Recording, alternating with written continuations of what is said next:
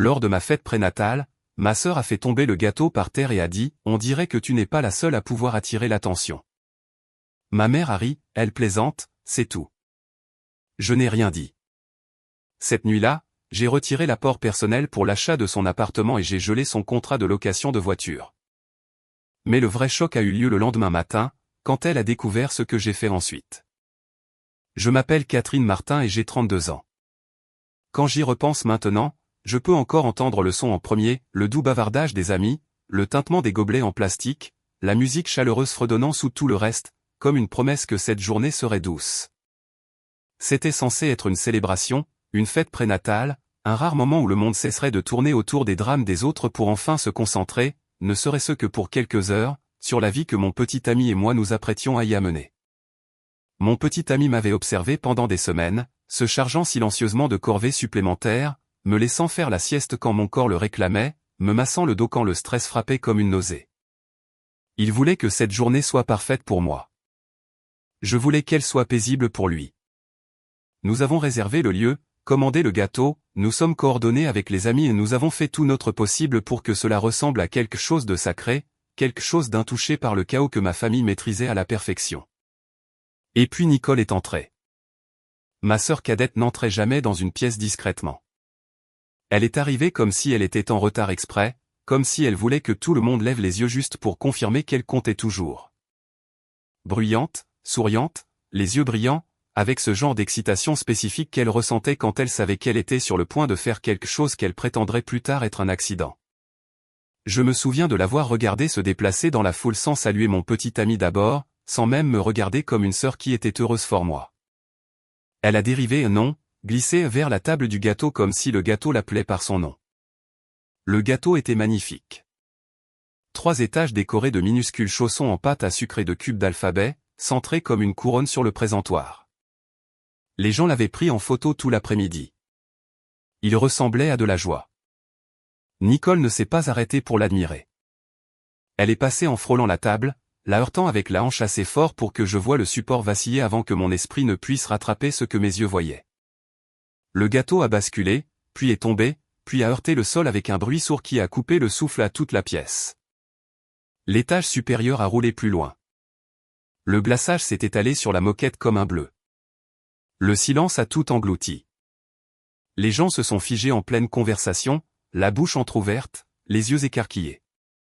Le visage de mon petit ami est devenu si pâle que ça m'a fait peur, comme s'il avait été giflé. J'ai senti quelque chose de froid traverser mon corps. Un choc silencieux qui ne m'a même pas encore accordé la dignité de la colère, juste l'incrédulité. Nicole se tenait là avec un petit sourire suffisant, le menton levé comme si elle venait de dire la phrase la plus drôle du monde. « On dirait que tu n'es pas la seule à pouvoir attirer l'attention », a-t-elle dit, comme si c'était malin. Quelques membres de la famille ont ri nerveusement, comme le font les gens quand ils ont peur d'être la prochaine cible. Et puis ma mère, ma propre mère, a éclaté d'un rire franc, pas un gloussement surpris, un vrai rire. Le genre qui vous dit clairement de quel côté elle est sans avoir à le dire.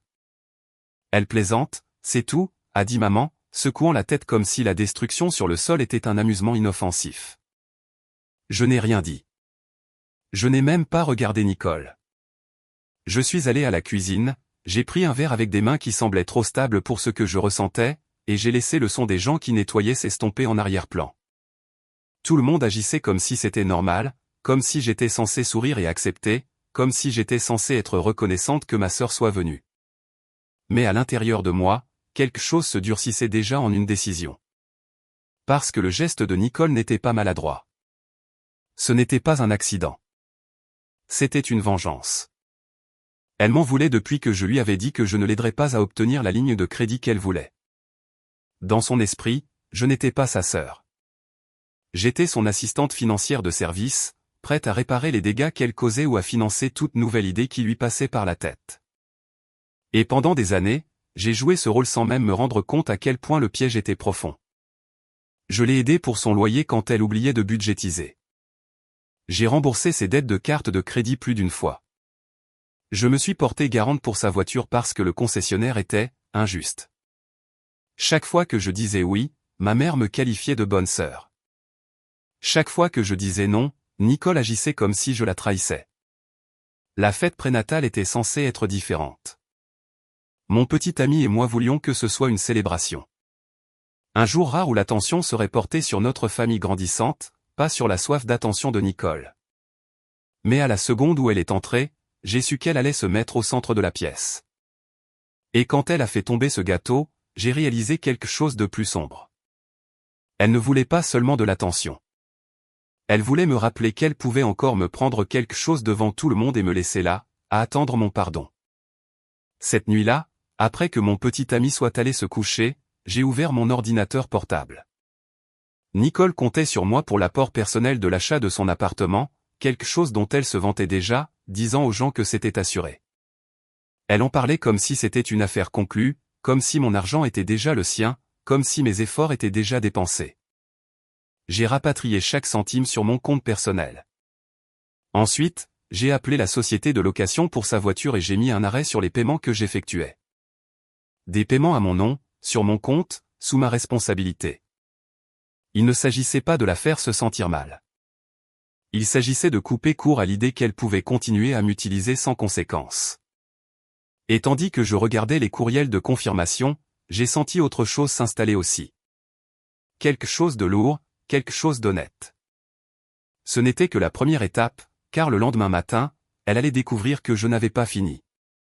Mon téléphone a commencé à vibrer avant même que le soleil ne soit levé. 5 appels d'affilée de Nicole, puis 3 de ma mère. Je n'ai répondu à aucun. Je n'étais pas d'humeur à entendre des excuses larmoyantes ou ce faux choc que Nicole utilisait quand elle se faisait prendre dans une situation dont elle ne pouvait pas se sortir par des paroles. Quand je suis descendu, mon petit ami était déjà dans la cuisine, faisant défiler son téléphone avec ce regard qu'il a quand il lit quelque chose de ridicule. Il n'a même pas eu besoin de le dire. Je savais que Nicole avait aussi trouvé le chemin de ses messages. Effectivement, il a levé les yeux et a dit « Nicole m'envoie des textos sans arrêt. Elle dit quelque chose à propos de l'argent de l'appartement qui a disparu et de sa compagnie de voitures qui la menace. Elle veut que tu l'appelles tout de suite. » Je me suis versé un café et j'ai dit « Je m'en occuperai plus tard. » 2 minutes plus tard, les textos ont commencé à arriver pour moi. De longs paragraphes en majuscules m'accusant de saboter son avenir, de ruiner sa chance de stabilité, de détruire sa confiance. Elle disait qu'elle comptait sur moi pour être là comme je l'avais toujours fait, et que retirer l'argent était cruel. J'ai remarqué quelque chose qui m'a fait serrer la mâchoire. Elle n'a pas mentionné le gâteau, pas une seule fois. Je l'ai ignoré pour le reste de la matinée.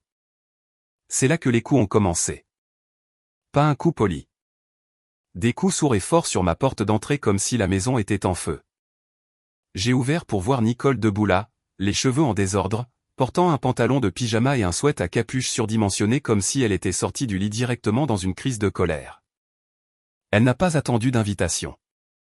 Elle est entrée et a commencé à lancer des accusations avant même que je puisse fermer la porte. « Tu ne peux pas simplement reprendre l'argent que tu m'as promis », a-t-elle dit. « Le contrat de location est à ton nom, donc tu dois le payer.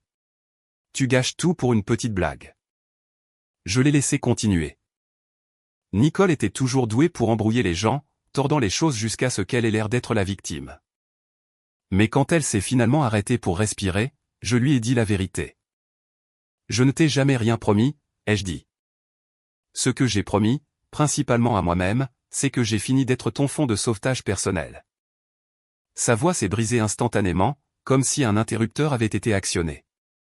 La routine de la victime blessée, le léger tremblement, les yeux qui essayaient de paraître innocents. Elle a dit qu'elle avait des problèmes, que je ne comprenais pas à quel point les choses allaient mal, que je la faisais se sentir abandonnée. Et puis elle a jeté un coup d'œil par-dessus mon épaule à mon petit ami comme si elle s'attendait à ce qu'il me fasse honte pour que je cède. C'est à ce moment-là que la porte d'entrée s'est rouverte. Notre grand-père est entré sans frapper, tenant un sac en papier de la boulangerie avec des croissants et des pains au chocolat. Il avait entendu parler de la fête prénatale par une de mes cousines et avait décidé de passer. Il s'est figé une seconde, observant la scène, Nicole dans mon salon, moitié criant, moitié pleurant, agissant comme si elle était assassinée par des limites. Il a posé le sac sur le comptoir et a posé une question, calme comme la pierre. « As-tu la moindre idée du nombre d'années que Catherine a passé à te couvrir ?» Nicole a essayé de dévier. A dit que ce n'était pas à ce sujet.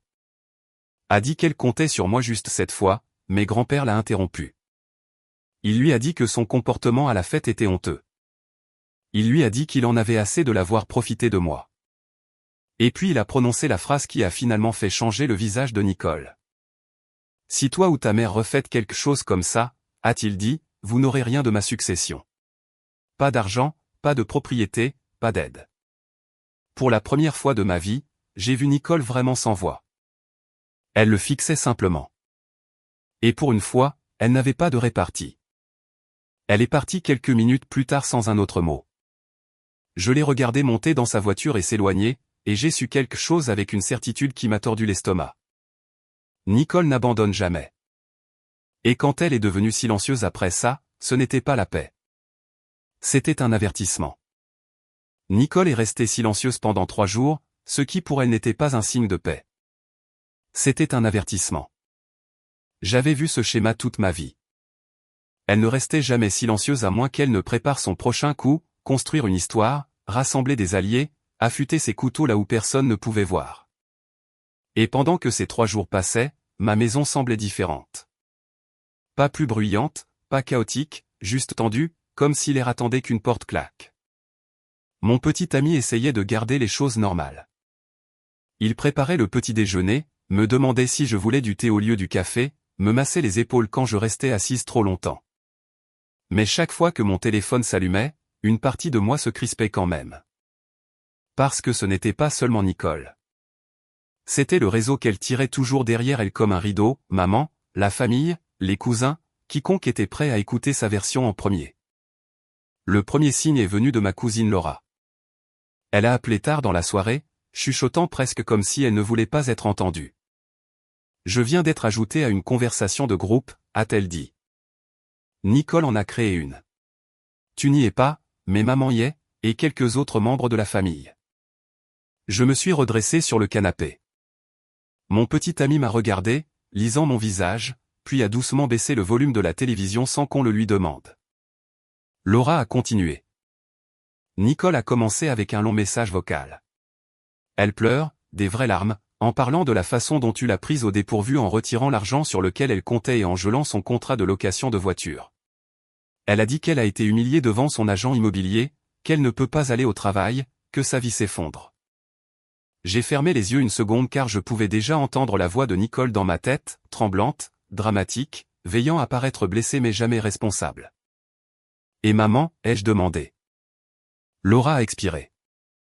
Juste là, la soutenant, disant que tu avais surréagi, qualifiant toujours ce qui s'est passé à la fête de blague inoffensive. Mon estomac s'est noué, non pas parce que cela me surprenait, mais parce que ce n'était pas le cas. Puis la voix de Laura est devenue encore plus basse.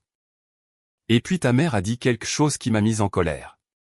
Elle a dit, tu devais ça à Nicole pour toutes les années où Nicole a été là pour toi. Les mots m'ont frappé comme une gifle. Je lui devais ça, ai-je répété. Laura a eu un petit rire amer.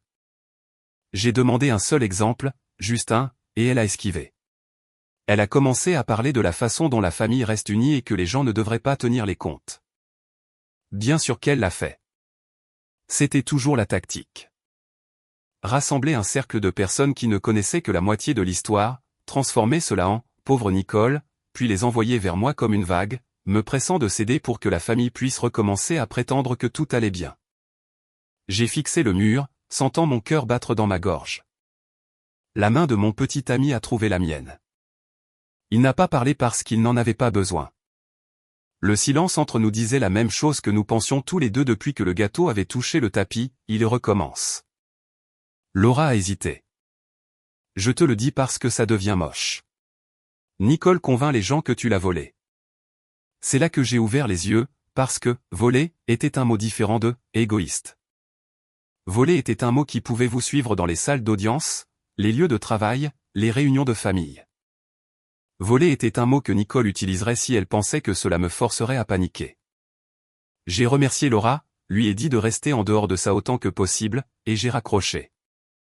Pendant un moment, je suis restée assise là, à écouter le bourdonnement silencieux de notre maison. La porte de la chambre de bébé était au bout du couloir, la chambre que nous avions construite avec des mains prudentes, un amour prudent. J'ai senti l'avenir de mon enfant peser sur ma poitrine. Et c'est là que mon téléphone a de nouveau sonné. Grand-père. Sa voix était calme, presque trop calme. Le genre de calme qui me disait qu'il avait déjà décidé comment cela allait se passer.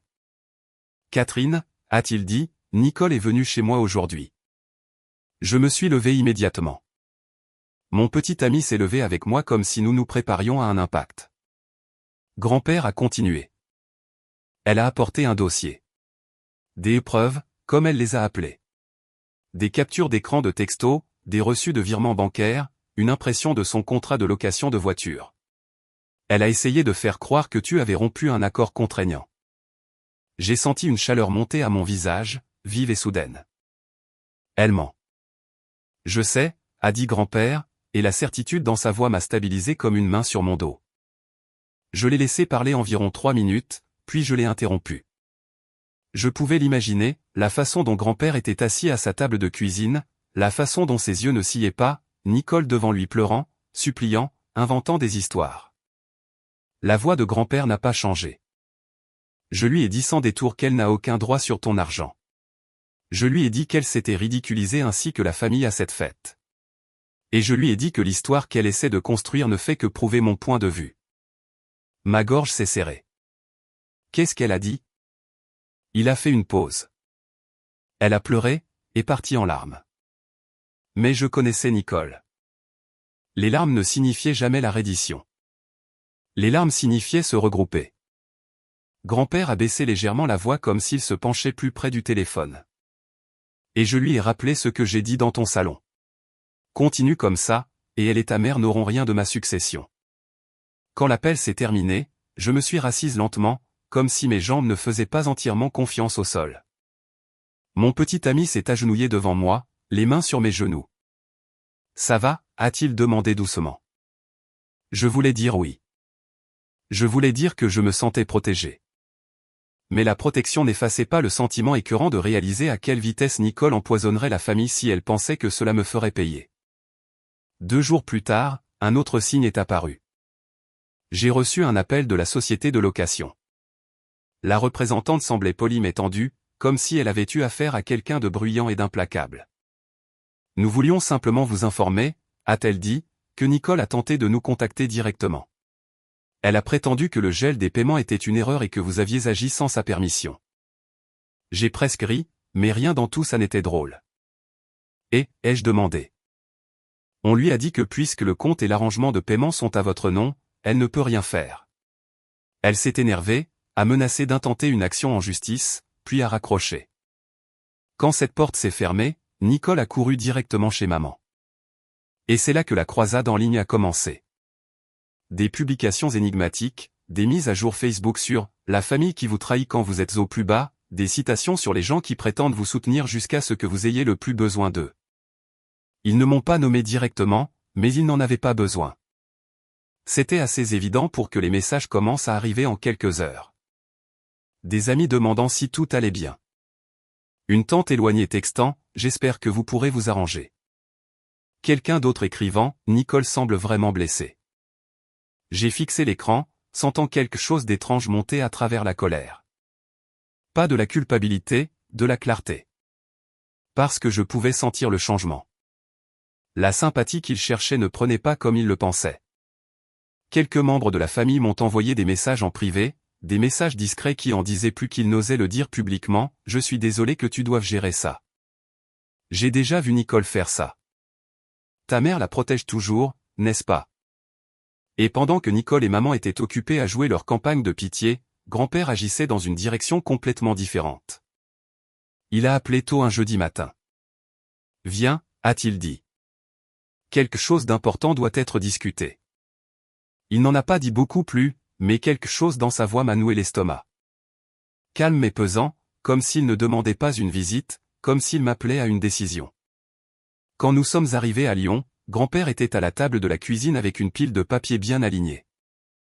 À côté de lui était assis un homme que je n'avais jamais vu. L'homme s'est levé et s'est présenté comme l'avocat de grand-père. C'est à ce moment que j'ai su que ce n'était plus seulement un drame familial. C'était légal, permanent. Grand-père n'y est pas allé par 4 chemins. Il a poussé un ensemble de documents vers moi, une version mise à jour de son testament. J'ai commencé à parcourir, les yeux se déplaçant rapidement, m'attendant à des changements mineurs, de petits ajustements, quelque chose de symbolique. Puis mon pouls s'est accéléré. Les noms de Nicole et de ma mère avaient complètement disparu. Pas seulement des actifs liquides, de tout. Propriété, investissement, fiducie, chaque centime, chaque bien immobilier, chaque part d'action, tout les contournait maintenant. Les seuls bénéficiaires restants étaient moi, mon petit ami et un fonds en fiducie pour notre enfant à naître. J'ai levé les yeux brusquement. Grand-père, je n'ai pas demandé ça. Il a secoué la tête une fois, fermement. Tu n'as pas eu à le demander. J'ai regardé cette famille te traiter comme une ressource, pas comme un membre de la famille. J'en ai assez de les laisser s'en tirer. La main de mon petit ami a trouvé le dossier de ma chaise, stable et silencieuse. Je l'ai senti là comme une encre. Grand-père s'est penché en avant. Je veux que tu comprennes quelque chose, Catherine. Ils ne sont pas en colère parce que tu leur as pris quelque chose. Ils sont en colère parce que tu as cessé de les laisser prendre de toi. Ces mots sont restés dans ma poitrine tout le trajet du retour. J'ai quitté sa maison en pensant que c'était la fin du jeu. Nicole et maman devraient accepter qu'elles étaient allées trop loin, qu'il y avait maintenant des conséquences qui ne pliaient pas à la culpabilité ou aux larmes. Mais Nicole n'acceptait jamais rien. Ce week-end-là, elle est apparue dans mon allée sans prévenir. Et la version d'elle qui est sortie de la voiture semblait plus douce que je ne l'avais vue depuis des années. Elle a souri. Elle portait 2 cafés comme si elle apportait la paix. Sa voix était calme quand elle a dit « Je veux juste parler ». Mon petit ami m'a lancé un regard qui disait qu'il n'y croyait pas une seconde. Mais j'ai quand même laissé Nicole entrer. Non pas parce que je lui faisais confiance, parce que je voulais voir ce qu'elle ferait quand elle réaliserait que je n'avais plus peur de ses crises. Elle a commencé doucement à demander comment ça allait, comment je me sentais, si nous étions prêts pour le bébé. Sa douceur était presque convaincante, presque, jusqu'à ce qu'elle change. Alors, dit-elle nonchalamment, en remuant son café comme si elle n'avait aucun ordre du jour. J'ai entendu dire que grand-père a fait des changements dans ses finances. Je n'ai pas répondu. Elle a continué, penchant la tête avec une fausse inquiétude.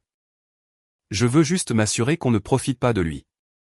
Il est plus âgé, tu sais. Les gens peuvent l'influencer. Voilà. La pêche aux informations. Je ne lui ai rien donné. Des réponses courtes, pas de détails, pas de confirmation, pas même un indice que quelque chose avait changé. Son sourire s'est crispé, la douceur s'est fissurée juste une seconde. Elle est partie l'air frustré, mais j'ai pensé que c'était peut-être la fin. 2 jours plus tard, grand-père a rappelé. Cette fois, il riait. Pas parce que c'était drôle, parce qu'il n'en revenait pas de l'audace. Nicole a appelé mon avocat, a-t-il dit, en se faisant passer pour toi. Mon estomac s'est noué. Elle a donné ton adresse, a continué grand-père, la voix s'aiguisant. Ton numéro de téléphone. A dit qu'elle avait besoin d'une copie des documents juridiques les plus récents pour un examen personnel. J'ai senti un froid parcourir ma colonne vertébrale. Lui a-t-il donné quelque chose? Non, a dit grand-père. Il a joué le jeu assez longtemps pour confirmer son identité, puis a mis fin à l'appel et m'a immédiatement prévenu. Mon petit ami a fait les 100 pas une fois dans la cuisine, la mâchoire serrée, puis s'est arrêté, se forçant à respirer. Grand-père n'avait pas l'air surpris. Il avait l'air résolu. Je ne laisserai pas passer ça. Le dimanche suivant, il a convoqué une réunion de famille. Personne ne savait exactement pourquoi, juste que c'était important. Tout le monde est venu curieux, peut-être même nerveux, comme les gens le sont toujours quand ils sentent une tempête mais ne savent pas où elle va atterrir. Quand nous étions tous assis dans le salon de grand-père, il a commencé à parler, et il n'a rien retenu. Il a raconté à toute la famille l'incident de la fête prénatale, Nicole faisant tomber le gâteau, moi retirant l'apport pour l'appartement et gelant les paiements de location de la voiture, l'avertissement qu'il avait donné à Nicole et maman dans mon salon. Puis il a lâché la bombe. Il leur a dit que Nicole avait essayé de se faire passer pour moi pour accéder à son testament. La pièce est devenue silencieuse. Quelques membres de la famille se sont agités mal à l'aise. 2 cousins qui avaient bruyamment défendu Nicole en ligne fixaient le sol. Nicole était assise, raide sur sa chaise, les joues rouges, les yeux fuyants comme si elle cherchait une nouvelle histoire assez vite pour se sauver. Maman gardait les bras croisés, le visage crispé, mais même elle n'a pas essayé d'argumenter. Grand-père a terminé par une dernière déclaration, et sa voix a frappé la pièce comme un coup de tonnerre. Si quelqu'un dans cette famille se range du côté de Nicole pour essayer de manipuler Catherine, a-t-il dit, vous serez également exclus. Sans exception. Cette phrase a atterri plus durement que tout le reste car il ne s'agissait pas seulement d'argent. Il s'agissait d'exposition. Nicole avait perdu plus que mon aide. Elle avait perdu le filet de sécurité sur lequel elle pensait pouvoir toujours compter. Et maintenant, elle était isolée d'une manière que je ne pense pas qu'elle ait jamais connue. Je l'ai regardée assise là, figée. Et pour la première fois, j'ai vu quelque chose vaciller derrière ses yeux. Pas de remords, pas d'amour, du calcul. Et je la connaissais assez bien pour comprendre la vérité avant même qu'elle ne se lève. Elle n'allait pas accepter la défaite en silence. Et le prochain coup qu'elle ferait serait le plus désespéré et le plus imprudent de sa vie. Nicole a disparu après la réunion de famille. Pas d'appel, pas de texto, pas de publication vague, pas de messages vocaux larmoyants envoyés via les téléphones d'autres personnes. Pour la plupart des familles, ce genre de silence aurait été un soulagement, un signe que les choses s'étaient enfin calmées. Mais avec Nicole, le silence n'était jamais la paix. C'était de la planification. Les premiers jours après la réunion semblaient presque irréels. Mon téléphone est resté silencieux. Ma mère n'a pas appelé. Aucun cousin ne m'a contacté pour me demander d'être la plus intelligente. La maison semblait plus légère, comme si quelque chose de lourd avait été traîné dehors sans que personne ne l'annonce. Mon petit ami l'a remarqué aussi. C'est la plus longue période de calme que nous ayons eue depuis des années, a-t-il dit un soir alors que nous étions assis sur le canapé, mes pieds posés sur ses genoux. Je voulais y croire. Vraiment. Mais il y avait un nœud dans mon estomac qui refusait de se desserrer. Elle ne lâche pas, ai-je dit doucement. Elle attend juste. Et j'avais raison. La première fissure est apparue 2 semaines plus tard de la manière la plus intrusive possible. J'étais au travail quand mon petit ami a appelé. Sa voix était calme, mais il y avait une tension sous-jacente qui a fait bondir mon pouls. Nicole vient d'entrer dans la maison, a-t-il dit. Quoi? Je me suis redressé. A-t-elle frappé? Non, a-t-il répondu. Elle est entrée par la porte de côté comme si elle habitait ici. Ma poitrine s'est serrée. Pourquoi? Elle dit qu'elle est ici pour récupérer ses affaires. J'ai froncé les sourcils. Elle n'a rien ici. C'est ce que je lui ai dit, a-t-il dit. Puis elle a dit qu'elle voulait voir la chambre du bébé. Mon cœur s'est mis à battre la chamade. Est-ce qu'elle est toujours là? Oui, a-t-il dit. Et Catherine, elle prend des photos. C'est tout ce que j'avais besoin d'entendre. Raccroche et appelle la police, ai-je dit. Maintenant. Au moment où je suis arrivé dans l'allée, une voiture de police était déjà garée devant. Nicole était assise sur le trottoir, les bras croisés, parlant aux agents comme si c'était elle qui avait été lésée. Sa posture était détendue, presque suffisante, comme si elle avait répété ce moment dans sa tête. Elle a levé les yeux quand elle m'a vu et a roulé des yeux de manière dramatique. L'agent s'est approché de moi. Elle prétend qu'une partie de l'argent que vous avez retiré lui appartient, a-t-il dit. Elle dit qu'elle documentait des preuves que vous l'aviez dépensées pour vous-même. J'ai presque ri, mais la situation était trop sérieuse pour y trouver de l'humour. Je veux qu'elle quitte ma propriété, ai-je dit. Et je veux qu'il soit clair qu'elle n'est pas la bienvenue sans permission. L'agent a hoché la tête et s'est retourné vers Nicole. Elle a marmonné quelque chose à voix basse sur le fait de faire appel à son avocat en se levant. En s'éloignant, elle m'a jeté un dernier regard. Pas de la colère, pas de la tristesse, de la défiance. 3 jours plus tard, j'ai reçu un courriel d'un cabinet d'avocats. Nicole avait tenté d'ouvrir une affaire civile contre moi pour détournement de fonds. L'ironie était presque impressionnante, mais sa confiance s'est effondrée rapidement. Au moment où son avocat a examiné l'historique financier réel et des années de paiement à sens unique, pas de contrat, pas d'accord, aucune preuve de quoi que ce soit il l'a laissé tomber comme cliente.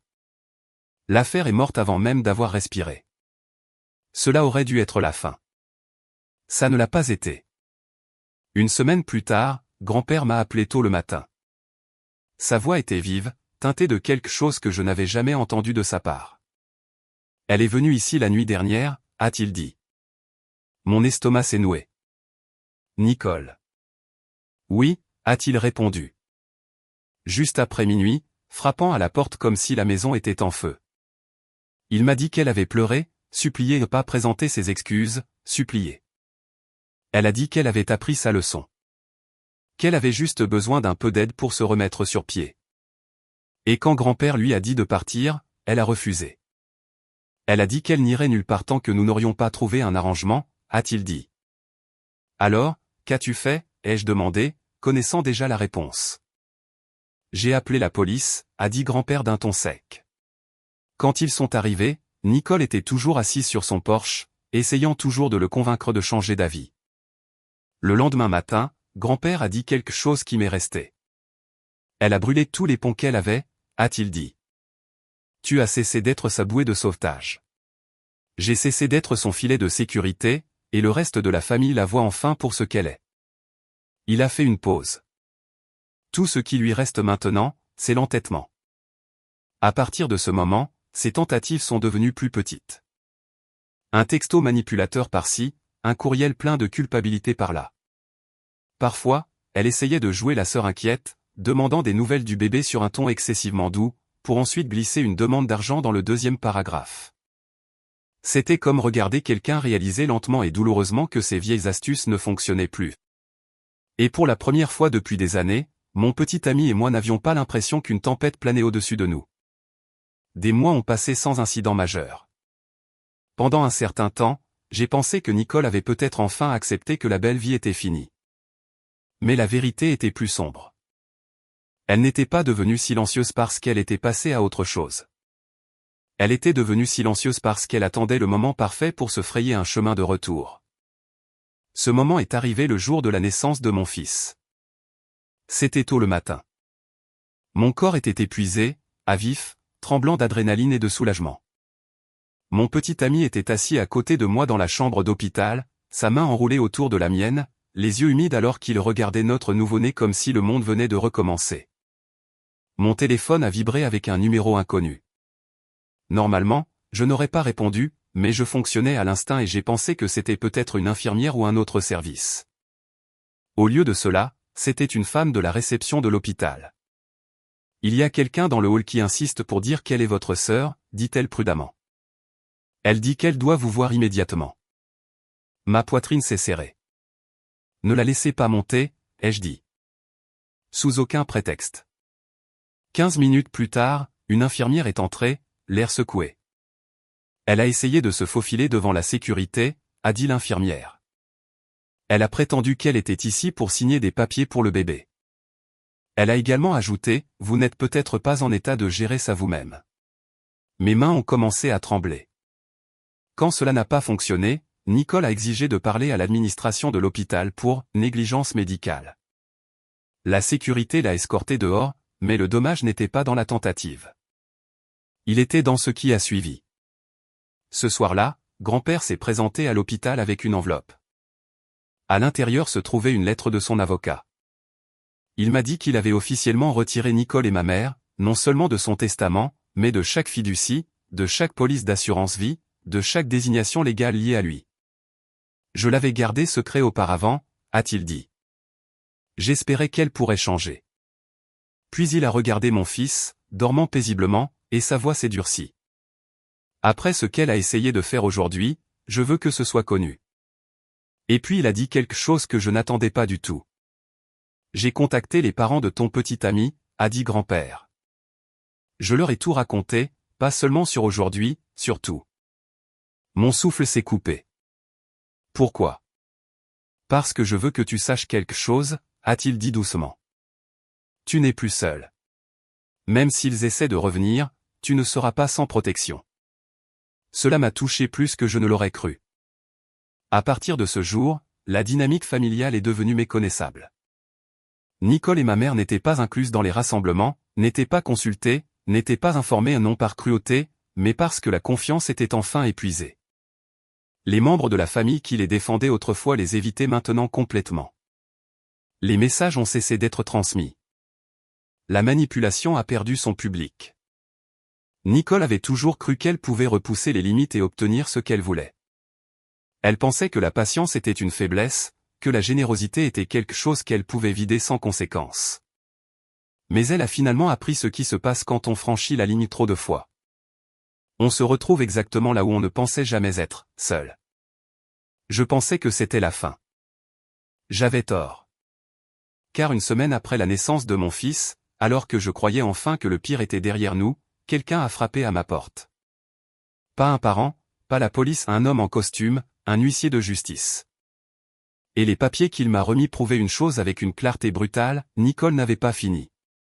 Les papiers semblaient plus lourds qu'ils n'auraient dû. Je suis resté dans l'embrasure de la porte en les tenant pendant que l'huissier de justice redescendait le chemin comme s'il n'avait pas juste largué une grenade dans ma vie. Mon petit ami a fermé la porte lentement derrière lui, puis s'est tourné pour me regarder. Je n'avais pas besoin de lire son visage pour savoir ce qu'il pensait. Elle avait trouvé un autre moyen d'entrer. Nicole avait demandé une mesure d'éloignement contre moi. Les allégations étaient imprimées dans un langage officiel froid, mais elles auraient tout aussi bien pu être de la fiction. Elle prétendait que je la harcelais, que je propageais de fausses rumeurs, que je menaçais sa sécurité. Elle se dépeignait comme effrayée, acculée, désespérée de se protéger de la personne même qui avait passé des années à la protéger. Je me suis assise à la table de la cuisine et j'ai relu les pages, les mains tremblantes. Peu importait à quel point c'était absurde. Voir mon nom associé à de telles accusations était comme un coup de poing dans la poitrine. Quand j'ai appelé le greffier du tribunal pour comprendre ce qui se passait, le reste du tableau s'est mis en place. Parallèlement à la mesure d'éloignement, Nicole avait également déposé une plainte au tribunal de proximité pour demander le remboursement de l'apport pour l'appartement et des mois de paiement de voiture de l'argent qui ne lui avait jamais appartenu. Des dates d'audience étaient déjà fixées. Je devais prendre des congés. Je devais engager un avocat. Je devais commencer à rassembler des années de relevés bancaires, de textos, de courriels, la preuve que la générosité n'est pas du vol et que les limites ne sont pas de la maltraitance. Peu importait que j'aie la vérité de mon côté. La vérité coûtait encore du temps, de l'argent, de l'énergie, et c'était exactement ce que Nicole voulait. Le stress s'est insinué silencieusement. Des nuits blanches, des respirations courtes, des moments où je me surprenais à fixer le vide pendant que mon fils dormait dans la pièce voisine, sa petite poitrine se soulevant et s'abaissant, inconscient de la tempête qui tournait autour de lui. 2 jours avant la première audience, grand-père a appelé. Sa voix était lourde d'une manière qui m'a fait plus peur que tout ce que Nicole avait fait. On m'a diagnostiqué une pneumonie, a-t-il dit. Les médecins sont optimistes, mais je ne me remets pas aussi vite qu'ils le voudraient. Mon cœur a sombré. Est-ce que ça va? Ça ira, a-t-il dit. Mais la pause avant m'a dit qu'il n'en était pas sûr. Puis il m'a dit autre chose.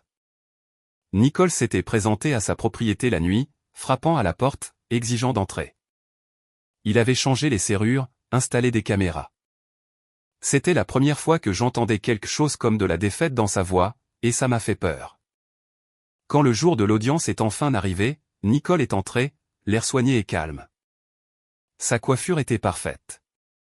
Ses vêtements étaient conservateurs, intentionnels. Elle ressemblait au genre de femme que les gens croient sans poser de questions.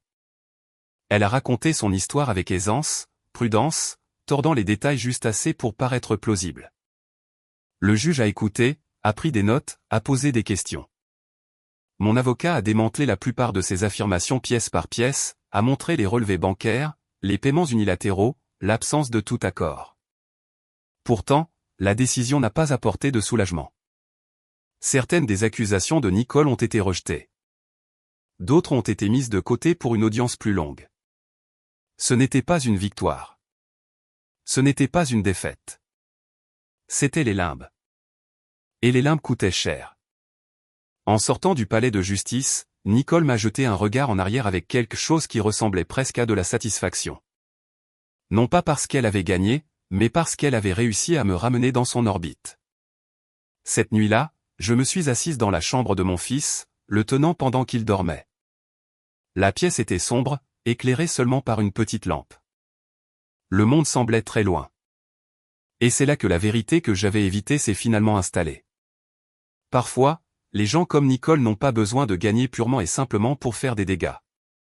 Tout ce dont ils ont besoin, c'est de vous faire combattre assez longtemps pour que vous perdiez d'autres manières, le temps, la paix, la concentration, la présence. Et à ce moment-là, en tenant mon enfant, j'ai compris quelque chose avec une clarté douloureuse.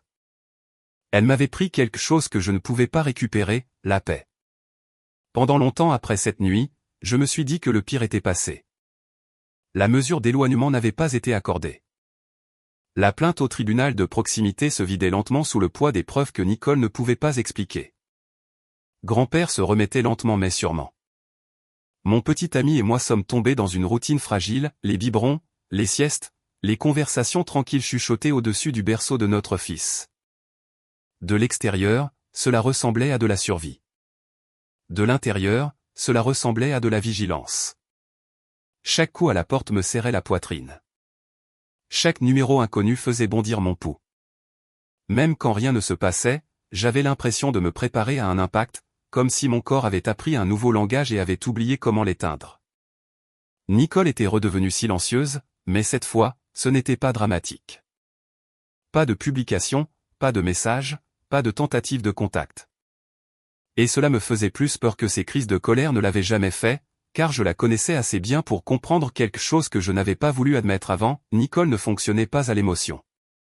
Elle fonctionnait à l'opportunité. Et quand l'opportunité disparaissait, elle attendait. Des semaines ont passé, puis un mois. La deuxième date d'audience est arrivée et passée. D'autres de ses affirmations se sont effondrées sous l'examen. Le juge a averti son avocat à son nouveau que les plaintes futiles ne seraient pas tolérées. J'aurais dû ressentir du soulagement.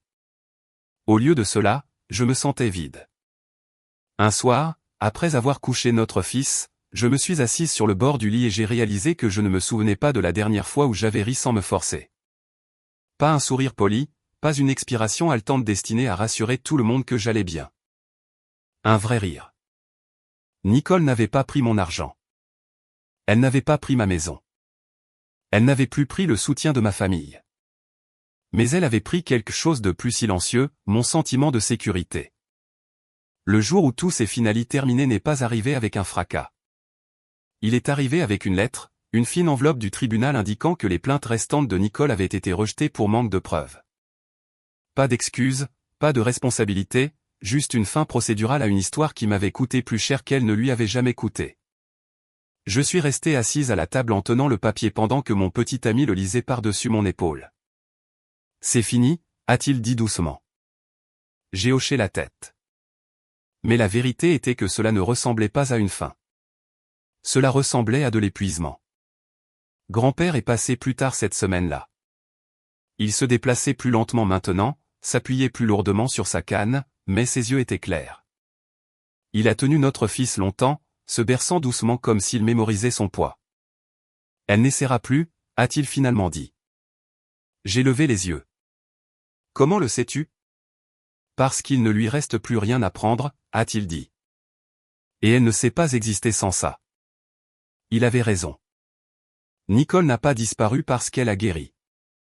Elle a disparu parce qu'elle a été exposée. Elle a perdu son public, perdu son levier, perdu la capacité de réécrire la réalité dans des pièces pleines de gens prêts à la croire. Et ma mère, elle est restée silencieuse, non pas parce qu'elle comprenait, mais parce que défendre Nicole maintenant signifiait perdre tout le monde. Ce silence était sa propre sorte de fin. Des mois plus tard, je poussais mon fils dans sa poussette dans un parc tranquille quand j'ai senti quelque chose d'inhabituel s'installer dans ma poitrine. Le calme.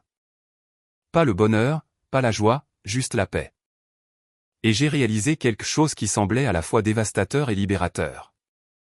Nicole avait toujours pensé que le pouvoir signifiait le contrôle, que l'amour signifiait l'accès, que la famille signifiait le droit. Mais elle avait tort. Le pouvoir, c'était la capacité de s'éloigner et de ne pas être ramené de force. La famille, c'était les gens qui protégeaient votre enfant quand vous étiez trop fatigué pour vous battre. Et l'amour, c'était le calme qui venait après que le chaos ait enfin cessé de frapper. Nicole voulait de l'attention. Elle l'a eu. Elle voulait le contrôle. Elle l'a perdu. Et à la fin, La dernière chose qu'elle m'a prise n'était pas l'argent, le temps ou même la confiance. C'était l'illusion que fixer des limites ne se ferait jamais sans un coup. Mais je paierai ce coup à nouveau, à chaque fois. Parce que la paix, la vraie paix, vaut plus que d'être aimée, plus que d'être généreuse, plus que d'être la personne qui dit toujours oui.